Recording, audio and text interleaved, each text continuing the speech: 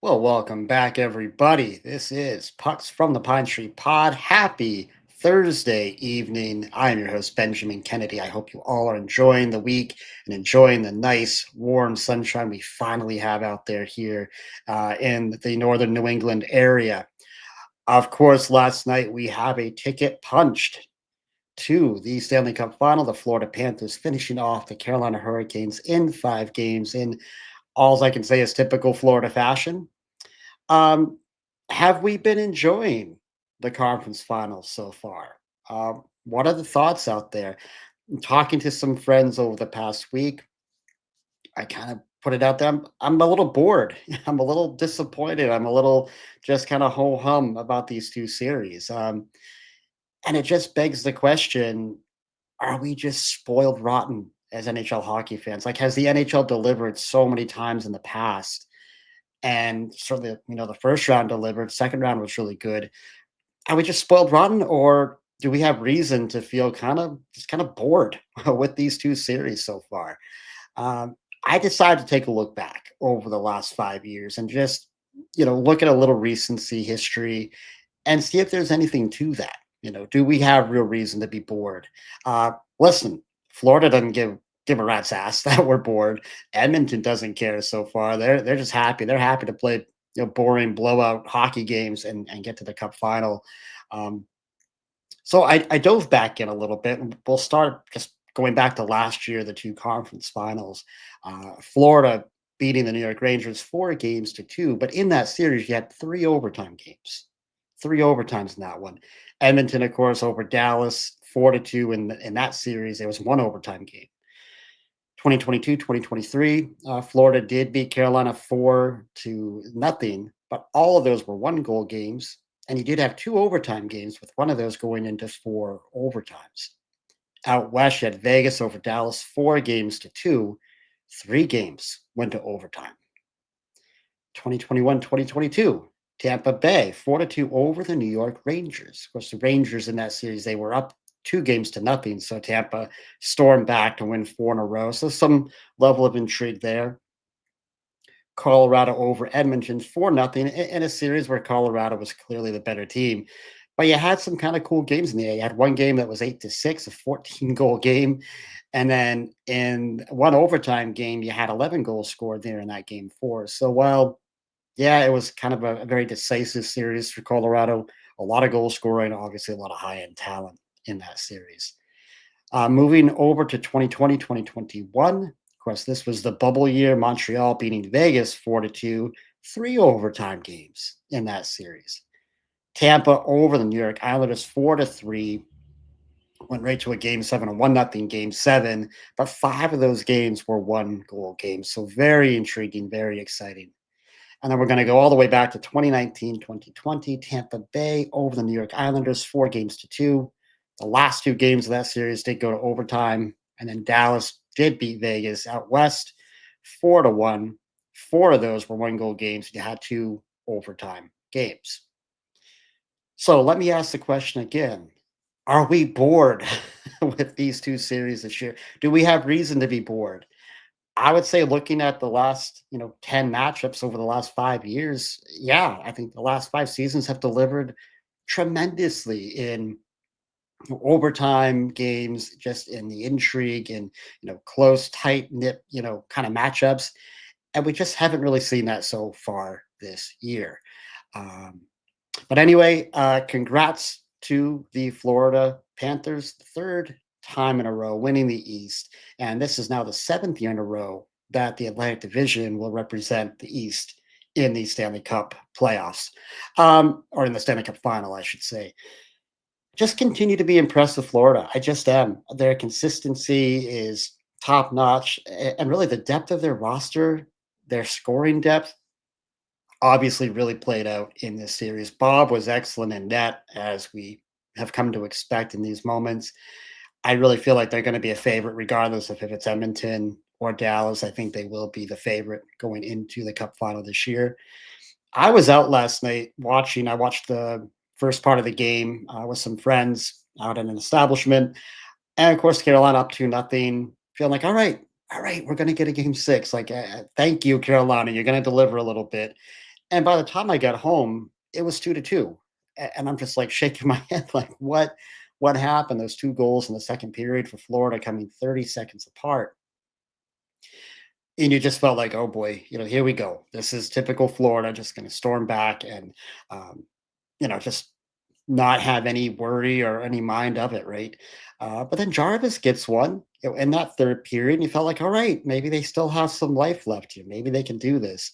But then it was at that 12:21 mark, about 4 minutes after the Jarvis goal, just an absolutely beautiful play. Barkov to Verhaeghe out in front of Anderson, from kind of left to right. Um, Anderson, kind of gets moving a little bit. I think he's probably playing, has to play maybe for the shot on Barkov. Watching the replay, just he looked a little flaily out there, looked a little out of position. Bad angle shot for Verhaeghe. And I just feel like if Anderson just could have gotten to the post, I know easier said than done.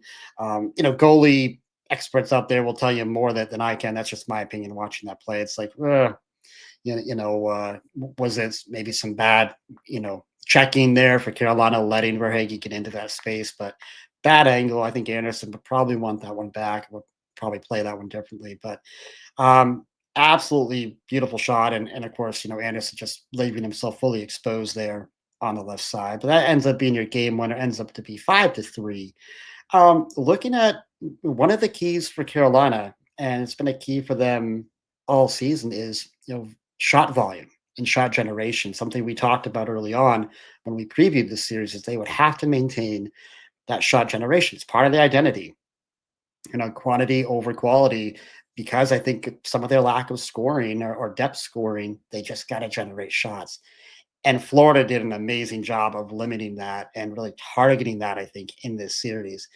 Carolina averaged 25.2 shots on goal per game, down about 5.3 shots. They were at 30.5 during the regular season. So fairly significant, especially when you have, a team that doesn't have the scoring depth that you typically need, or that they typically need. So um, thought that was kind of interesting. And then, of course, we have the handshake line that just looked very, very odd. I know Paul Maurice referenced kind of what was talked about in that line, something about his feelings of coaches shouldn't be in the handshake line with the players. Um, I don't know. You always see the coaches in the handshake line with the players. I kind of like that. I like seeing those conversations and the well wishes between the coaches and players. But that's just my opinion. But it looked a little heated. You don't typically see that. I know emotions can be high when you just lose a game or win a game, but it was just something we don't see very often. And yeah, it did not look like a very comfortable conversation, at all. So for Carolina fans out there, what needs to change? I love Rob Brindamore as a coach. I love how they play, their style of play. A lot of conversation about they go so hard all year, and they always kind of trip up right around now, right? They get to either the second round or they get to the conference final, and they just can't get it over the finish line to win the East. Is it just bad luck, but they run into a juggernaut like Florida? Or is there something strategically within the style that they play? Maybe don't go 95% all season or 100%, with that physical style of play that they do. Maybe dial it back a little bit during the regular year. I don't know. And I don't know if that style of play, if you actually can do that. I don't know. But I don't think you have to have massive changes. I mean, again, Brendan Moore can coach my team any day of the week. I would not be racing him out of town if I'm Carolina. Um, you do look at their forward group. You look, do they need to be a little bit bigger, especially on the wings? I think that played out a little bit. I think they got pushed around a little bit, in this series. And of course, Florida is known to do that. But is that something they look to address? And something I talked about, and part of the reason why I doubted Carolina all season was I really wondered about the losses they took last summer. That they lost some real key players. Was it really going to hurt their depth? And it was scoring. I hate to keep beating this drum here, but who's going to score on this team? And it was exactly why I kept picking against them. And it was in this series like, well, I gotta stop picking against them because they keep proving me wrong. So I did pick them to win this series, making me look real bad yet again. Um, but I do think clearly they need a scoring boost. And I think they know that too. I don't think it's a secret, right? Go back to a couple years ago. They make the trade for Jake Gensel, trying to get that big time winger to add to Aho and Shvetsnikov, pronunciation. And then this year, of course, they make the trade for Rantanen, and that doesn't work out. So they know they need it. Now, you've got some good young talent there. You get the kid Stankoven, in the Rantanen deal. I think they did well to get him. Of course, you have Humane, Bradley Nadeau, who's in the system down there. Can he emerge over the next couple of years? And they've got, is it the Blake? Is Jackson Blake, I think is his name, another young kid. So they've got some guys there, and they still have some of their core guys. But I do think that if you're looking at fixing this team or getting this team over the hump, it's going to have to come with additions on the forward group, bigger forwards, and some more scoring. Um, July is going to be a lot of fun, and I think it'll be curious to see what Carolina can do to fix this. But anyway, congrats to the Florida Panthers. As much as we're just like, oh, not again, but here we are. And at least for Bruins fans, you get to see Brad out there. Does that make you happy? Does that make you sad? Hey, if we went back to September and I said, hey, Brad Marchand's going to be in the Stanley Cup final, how many of us Bruins fans would just be jumping for joy, right? It's like, context, context, context. But anyway, let's move on. We got a game 5 tonight. Dallas and Edmonton back in Dallas tonight. Of course, Edmonton up 3-1. What do we see tonight?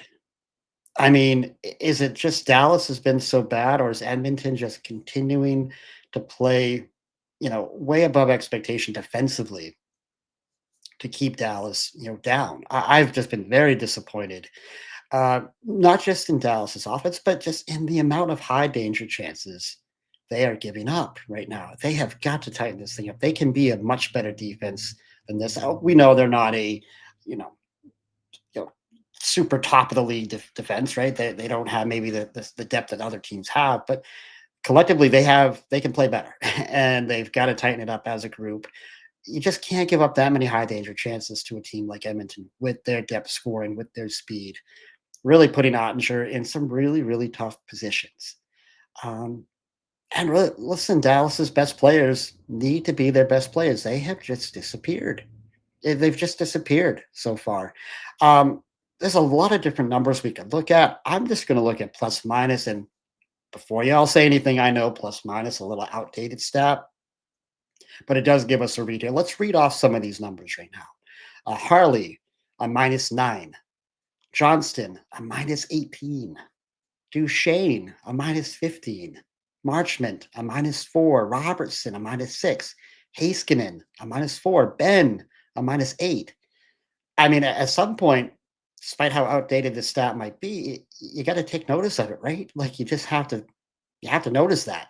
Got to be better, and if they can't improve dramatically, they're losing this series, and they may just lose it tonight. We will see. No question, I think Edmonton's speed and their offensive depth has really just been the difference in this series. They just continue to not allow Dallas to get away with many mistakes, and it's showing out. Uh, of course, we have the Zach Hyman injury now. Just a tough, tough break for this player. Really feel bad for this guy. Uh, how does it affect Edmonton's lineup tonight? I think that will be a lot of questions how they shuffle that up. You expect probably Evander Kane will get promoted up the lineup a little bit. Who takes his spot? Kind of down there. Um, and I don't think there's any question they can get by Dallas. They can win one more game against Dallas without Zach Hyman. But does that injury really make them a clear underdog going into the Cup final against Florida? I think that's really more. I don't want to put the cart in front of the horse, but assuming Edmonton wins the series, that could be really, really significant. So you just hate to see that for the Oilers. Matthias Ekholm, good reports here though, may play in Game 5. I think there's a lot of chatter out there that he maybe played at the time of recording. Anyway, there was nothing confirmed, but all reports are he's available. He may just be available, so that could be awesome to see that uh, happen. So of course I'm cheering for just more hockey. End of the day, yes, I did pick Dallas. I really, quite honestly, don't care who wins the series, but I want to see some drama. I want to see some intrigue. And Dallas winning Game 5, I think, would create a little bit more intrigue for us. So puck drops at 8 p.m. or a little after 8 p.m. tonight. We'll see what happens. We'll see what happens. Some other news around the world of hockey, of course. I'm a little late to this. Been a few days since I've been on, but of course, the USA winning the Worlds. Winning the Worlds. Finally, it's been decades since the US has won this tournament. And we had a number of Boston Bruin players in this tournament. Swayman was dominant, and just so nice to see him, raising a trophy over his head. Just good vibes, right? Good vibes for this kid. I think that was absolutely needed. I don't know. Does it carry over into next season? I don't think it hurts. I definitely don't think it hurts to give him some confidence after such a bad year when nothing went right out of the gate. Going back to last summer, nothing was going right. And just a tough season. So seeing him with some success, seeing him win a trophy, just again giving some good vibes and reminding him what it feels like to be on a winning club and to have success. So 1.69 goals against average and a 920 save percentage through the tournament. Awesome to see that.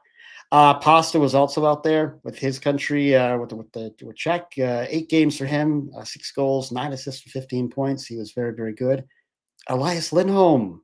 Elias Lindholm, 10 games for him in this tournament, 8 goals, 6 assists for 14 points. That's another one that good energy, man, good vibes. And he played much better later in the season. So let's just hope that that can carry over. We'll see. Andrew Peak played as well, looked good from all accounts. Of course, Laurie was also there playing for the U.S., but I don't think he played as much late. I think they had some other guys come over, but at least good experience for him. So overall, for your Bruins out there in this World's tournament, they showed out very well. So very good to see. Coaching news, of course, all sorts of news and chatter yesterday around the Boston Bruins here. Depending on who you believe or who you read, a lot of talk about Marco Sturm, looking like he may be the favorite to get this job. A lot of talks that he was back in Boston. Of course, history with the team. Of course, we all know the trade, the Joe Thornton trade that we'll have to hear about now a lot more if he is the coach. But I really like Sturm. Of course, he's been in the LA Kings system there in Ontario in the American Hockey League and done very well. I think he'd be a great fit. I think he'd be a great fit. He's got some, obviously long-standing relationships with the organization, with people in the organization. And in that Joe Thornton trade was clearly the best player that the Bruins got back and was on that line with Bergeron for a couple of years where he looked really good. Yeah, I think he would look very good behind the bench there for the Bruins. Jay Woodcroft, Mitch Love also talked about, still very much in the mix here too. There were some reports yesterday that this was done. This I don't believe is done at the time of recording. I checked literally 2 minutes before I came on, and there was no news yet that anything had been locked down. Um, but we should expect something soon. And listen, all three of these candidates, I think, very solid. With Mitch Love, obviously, he's kind of the next up and coming guy there, the Washington assistant. I think he's going to be successful. And Jay Woodcroft, what I like about these guys that get their second and third opportunities is they often perform far better their second time around. And I think that Woodcroft has had a little over a year now sitting around. Probably Jones to get back out there. So if they bring him in, if he's the guy, I think we're getting a very motivated and hungry coach there as well. But we'll see. Hopefully, something soon.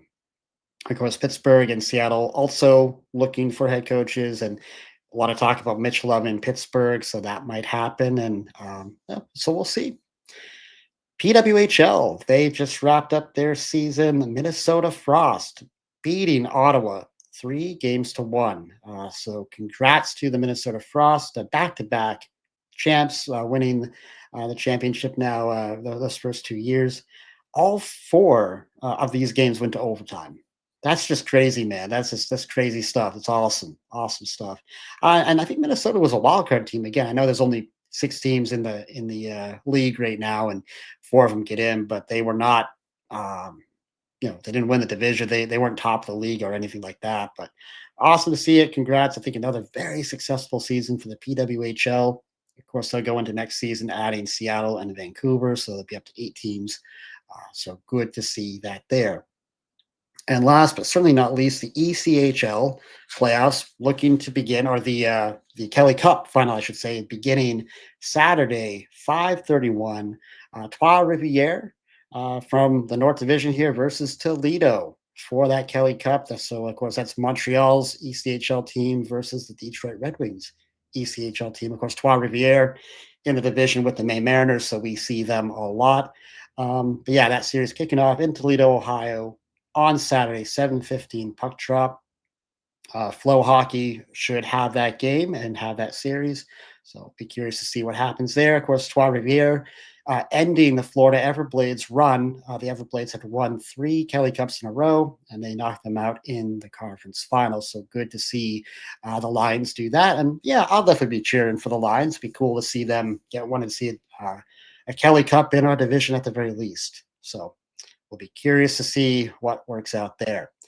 Anyway, guys, that's what we have for you this evening. Thank you so much for watching and listening here. If you do like what you're hearing, don't forget to hit that like and subscribe button down below. Absolutely appreciate that. Helps the channel out a lot.